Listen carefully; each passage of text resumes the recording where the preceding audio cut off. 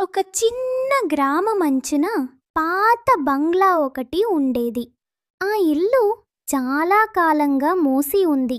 రాత్రి వేళలలో అక్కడి కిటికీలు వాటంతా అవే కదిలేవి. గాలి హుష్ అని శబ్దం వచ్చేది. గ్రామస్తులు దానిని దెయ్యమిల్లు అని పిలిచేవారు. ఒకరోజు ముగ్గురు పిల్లలు రాహుల్, సిమ్రన్, కిరణ్ ఆ రహస్యాన్ని తెలుసుకోవాలని నిర్ణయించారు. చేతుల్లో టార్చ్ లైట్లు పట్టుకుని వారు ఆ ఇంటి గేటు దగ్గరికి వెళ్లారు. గేట్ కీచు కీచు అంటూ తెరుచుకుంది. వాళ్ళు కొంచెం భయంతో ఒకరినొకరు చూసుకుని లోపల అడుగుపెట్టారు.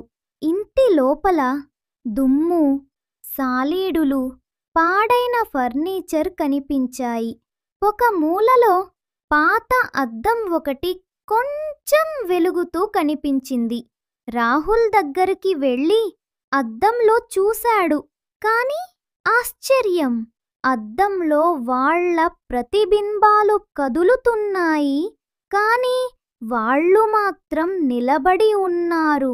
సిమ్రన్ కేక వేసింది.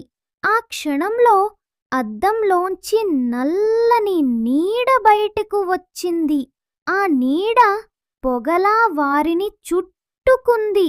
కిరణ్ వెంటనే టార్చ్ వెలుగును దానిపై వేశాడు.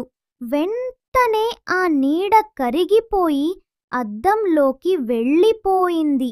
కాని అదే క్షణంలో అద్దం చక్ర్ అంటూ పగిలిపోయింది. దానిలోంచి ఓ దెయ్యపు నవ్వు వినిపించింది. భయంతో ముగ్గురు గేటు దాటుకుని బయటకు పరుగెత్తారు.